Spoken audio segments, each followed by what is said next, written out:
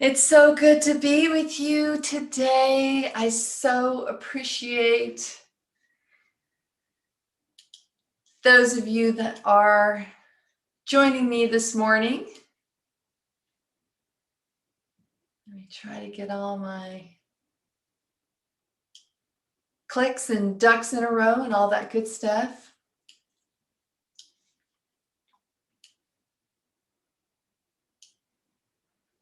Good to see you, Cindy. Thanks for coming today.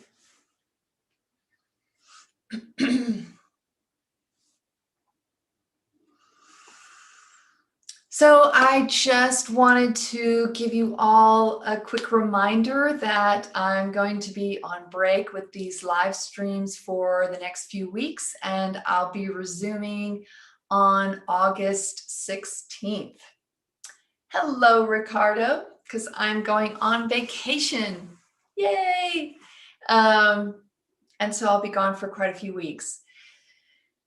So please, I encourage you, if you are just sort of new to the live streams, if you go to our YouTube channel, which is Mother Mary Channel, there's just so many videos, just years of wonderful, wonderful video teachings that while we're on break from the live stream, you may find really valuable. And so I encourage you to check those out. And yeah, make sure you get what you need while I am on vacation, I should say. Hi, Alexandra. So glad you're here today, my dear. All right, so let's dive in.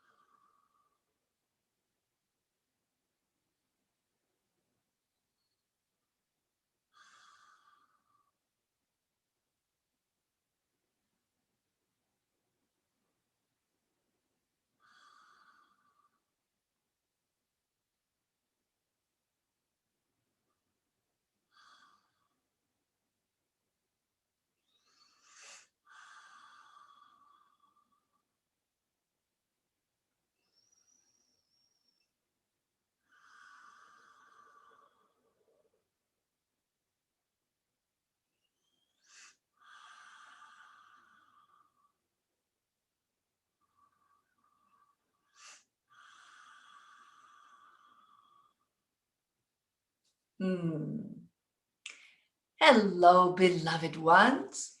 It is wonderful to be here with you today.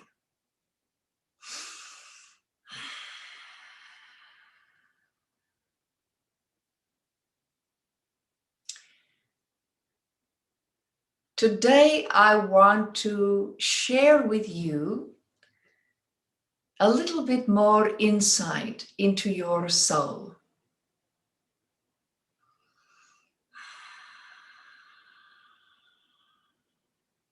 Living a soul-centered life is not easy for human beings. Most of you, and understandably so, given the culture in which you were raised, the time in this life in which you were raised, whatever your generation is, humans at this time are more mind-centered. Lots of heart going on, for sure, but very mind-centered. And this is why there are so many teachings that deal with the ego, because the ego tends to be, you identify yourself with your mind rather than your heart and soul. Sort of when you say, I am, and whatever your name is, then it's an identifier. You identify yourself mentally. And as a mind-centered individual, you are raised to try to make sense of your environment, your life experiences, your relationships. You are taught to make sense of them in terms of the mind. So there is a very linear outlook. There is logic, common sense, trying for the pieces to fit nicely and the way the mind says they are supposed to fit.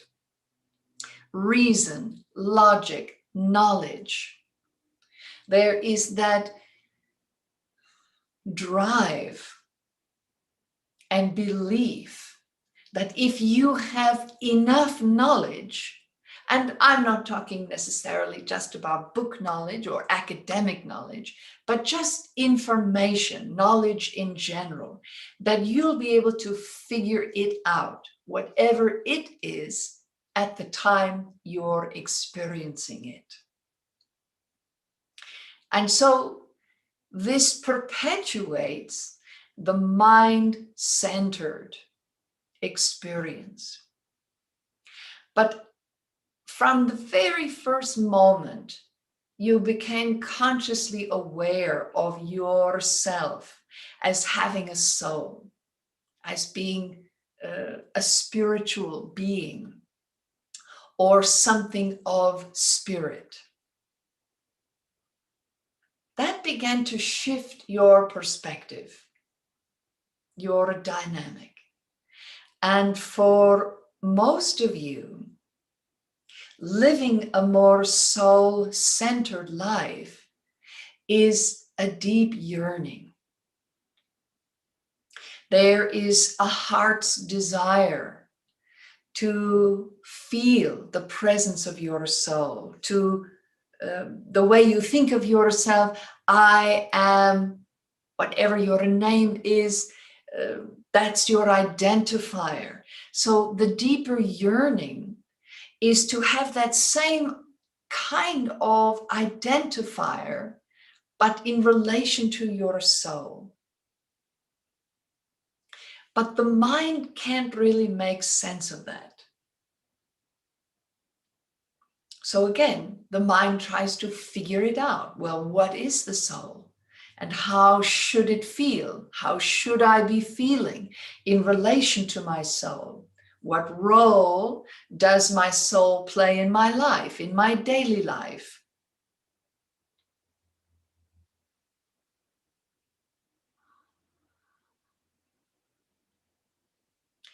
And I tell you, beloved ones, that while the mind is a wonderful, wonderful thing, truly extraordinary, trying to figure out the soul before surrendering to your soul or trusting your soul, building your faith in your soul,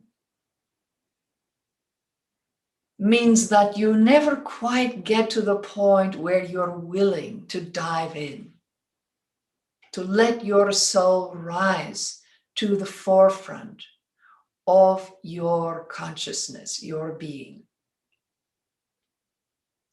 It's a little bit like when people love the divine, right?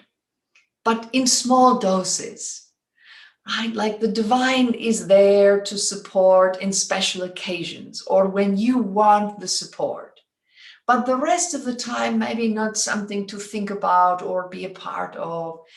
Sometimes the divine is utilized only in great need. But then the rest of the time, the mind says, well, we're good being in charge, right?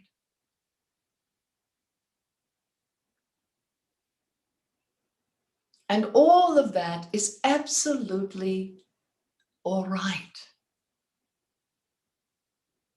There is nothing inherently wrong with living a mind-centered life.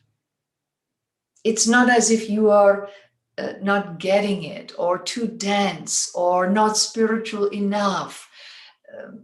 These are the ways that the mind tries to navigate life on its own. It is very, very dependent on the outside. Who's approving of you? Who's loving you? Who's giving you attention? Who isn't? Who isn't approving of you? Who is disrespecting you? Who is being kind to you? Who's being cruel? That is the focus. And what can the mind do to figure out how to get more of the good stuff? How to make people give you more attention, or honor you more, or love you more.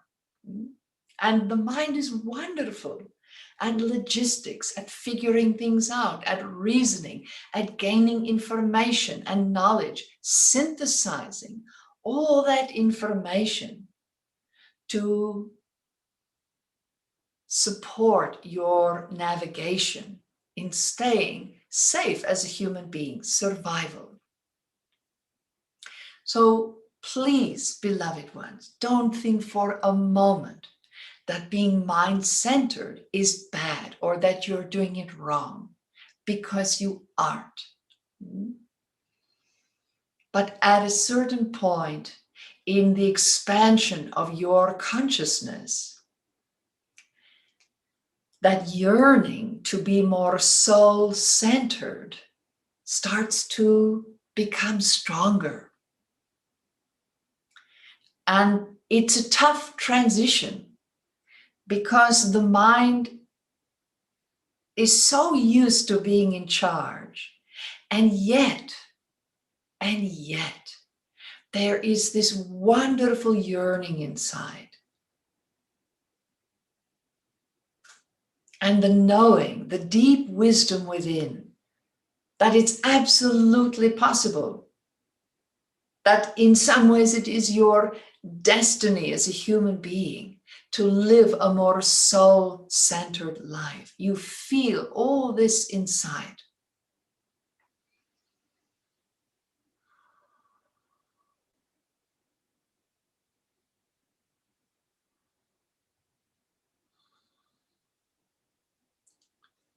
So how can you make that transition from mind-centered to soul-centered in a way that has less struggle, less angst, less frustration? And the answer is focus, connection, showing up. So you show up for your mind all day, every day, right? Continually, constantly. To be mind-centered means that you are focused in your mind. You are focused on your thoughts. Your thoughts carry great weight. And I don't mean necessarily burden, but carry weight as in they matter to you. There is the weight of importance that you place on the function of your mind, the role that your mind plays in your everyday life. And it's like learning a whole new dance. At first, your body feels very awkward. It can't find the rhythm. It doesn't know, does my arm go here at this point or down here? The body is out of sync.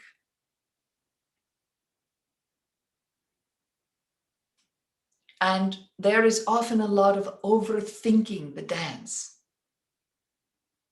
But if any of you have ever danced or learned a new dance or allowed yourself the freedom of dance, you know that when you stop thinking so much, you stop being mind-centered and you become body-centered, somehow, miraculously, In some cases, it feels almost bizarrely, the body just knows what to do.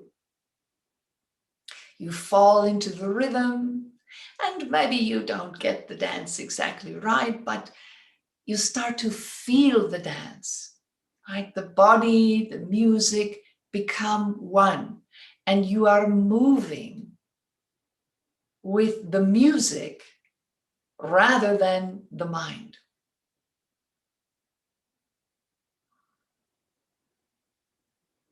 So imagine that your soul is the music, and your body, your heart very much yearn to move to this music. And believe it or not, your mind yearns for the same thing.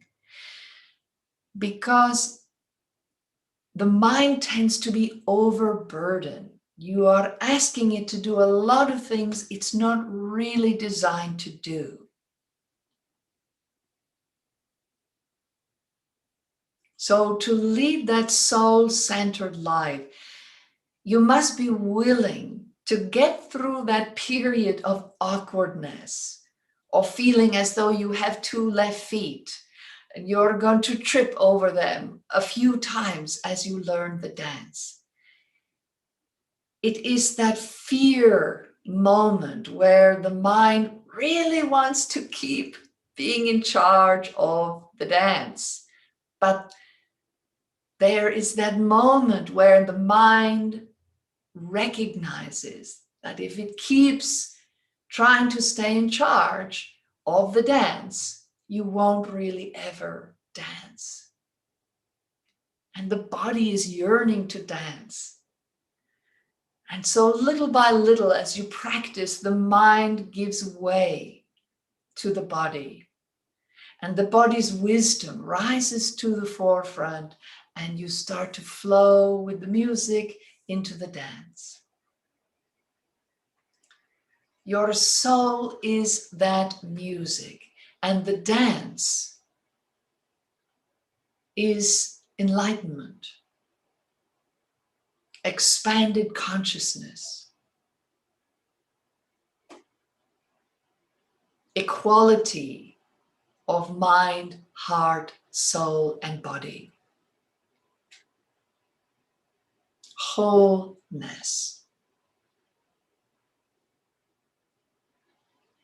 So when you feel that shadow resistance in the mind to giving over to the music, just letting go and letting yourself be in the music and trusting that the heart and the body know what to do.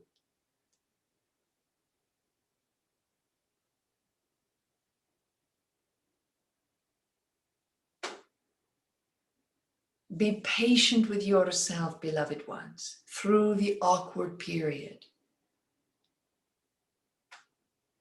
And the more the mind is able to trust the soul, trust the music, trust how the body and the heart are responding to the music and beginning to really flow more easily, then the easier it is for the mind to give over.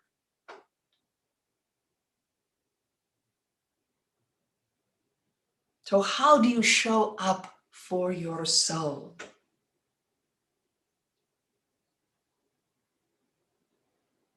You get to know your soul, your essence,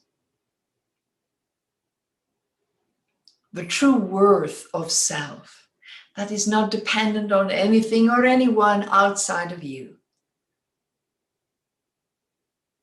No one defines that for you, even your mind. It simply is.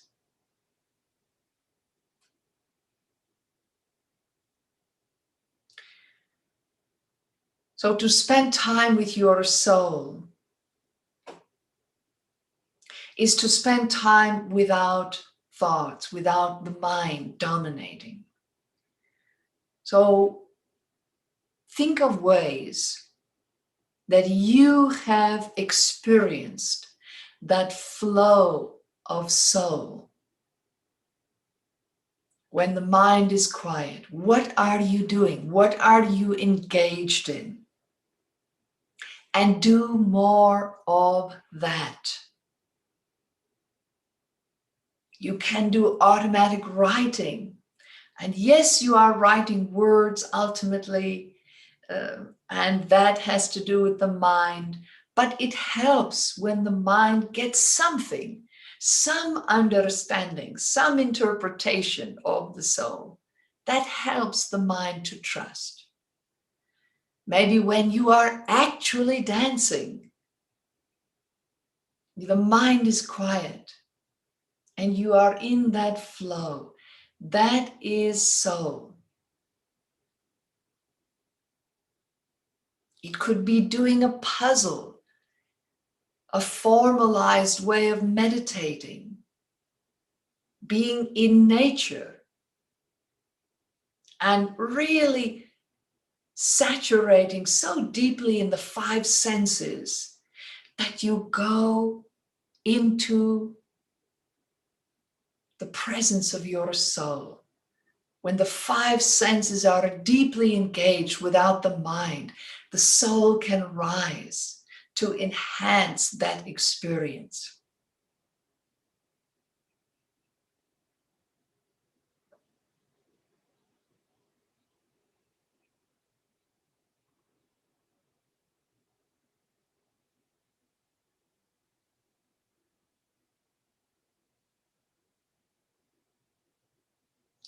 Pay attention to when the mind is quiet, the thoughts are quiet. And do more of that. Bring yourself to your soul over and over and over and over again, as much as you can remember to do so. Make that commitment to yourself that you need a more soul-centered life rather than a more mind-centered life. Even if you feel that your life is more heart-centered, maybe your emotional life is very big, maybe that feels a little out of balance. Maybe your mind is relatively calm and quiet most of the time when you're not using it for something in particular that you need it for. But maybe it's your heart that is overwhelmed, that the emotions, the feelings are too intense. You need more soul-centered as well. When the soul is prevalent in the consciousness, when you allow your soul to rise, when you are living soul-centered, that balances the heart and the mind.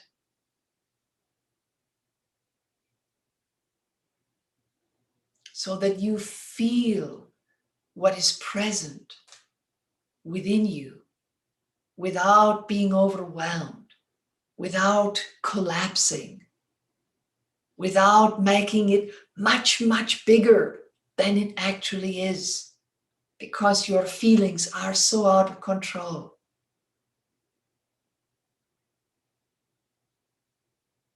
And the mind naturally falls into the role, the support role that it was designed to fill.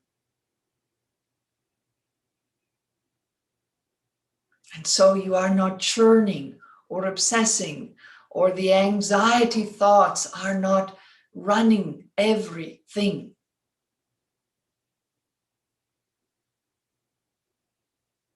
If you don't know how to spend time with your soul, just sit and ask, be quiet. Say, soul, I know you're there. Please help me to set you free.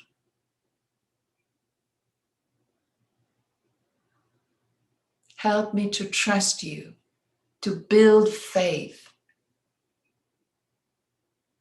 That when you take over the parts of my life that the mind has been trying to run, that I'm going to be all right.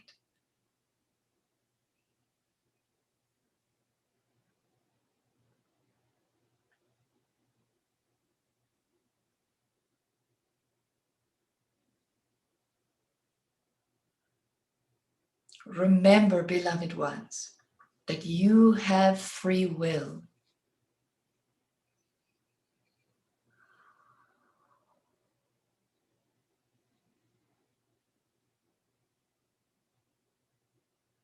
And these choices I'm encouraging you to make can feel scary because what's going to happen? You don't know.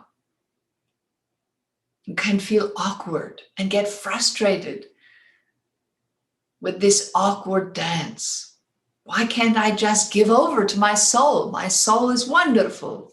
Why does the mind insist on staying in control? Because all transitions take time. They are a process. And if you are willing to bring love, patience, and kindness to that process, you will, day by day, live a more soul-centered life. And in so doing, you will fulfill the yearning within.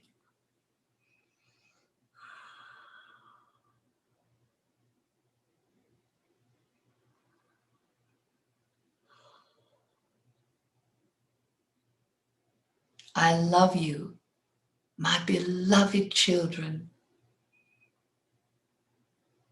Know that I am with you always.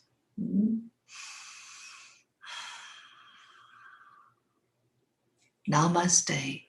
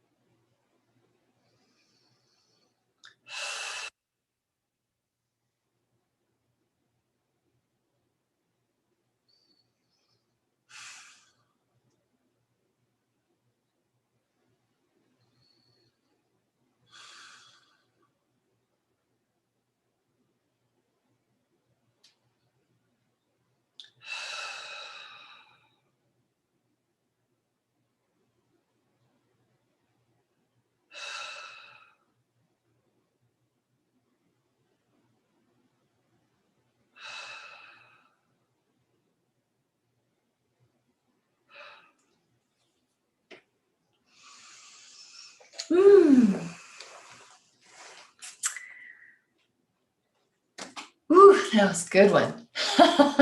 Lady Mama. Oh, I'm so glad. Oh, I'm so glad you got what you needed today, my dear. Susan from Tennessee. Hello, it's good to see you, my love. Yes, Marisol, let's dance. I love that whole image. I don't know why, but that somehow made so much sense to me. That was just what I needed. That was just what my mind needed to help let go. I'm glad you're here, Angela. You're so welcome, Alexandra. You are welcome, Diane. So glad you're here. And Marisol, yay. Thank you, Cindy. I do plan on enjoying it very much. Thank you so much, Holly. I appreciate that. I appreciate it. Oh, you're so welcome, Ricardo. Thank you for being here. And yes, I hope it will be a lovely rest. Thanks, Barbara. You are so welcome, Leah. Thanks for joining us today. And if you haven't already done so, please subscribe to our channel and like the video and share it with friends, loved ones, wherever you share videos. And if you are not on my mailing list and want to be on my mailing list so that you know when we're doing online events or when I'm offering private sessions with Mother, head on over to our website, belovedpublications.com, and you can sign up there. And that way you won't miss anything, especially when I have breaks for these live streams or, you know, things happen. I try to send out quick emails to everybody. Yeah. You are welcome, Anne Marie. Good to see you. And Carol, so lovely. And thank you for your blessings. I'm going to take them with me in my pocket. I'm going to have pockets. I'm going to have Carol's pocket blessings with me on my whole trip. Mwah. Thank you, dearest. All right, everyone, have a wonderful day and a fantastic week. And I will see you back here on August 16th. Mwah. Much love to all of you.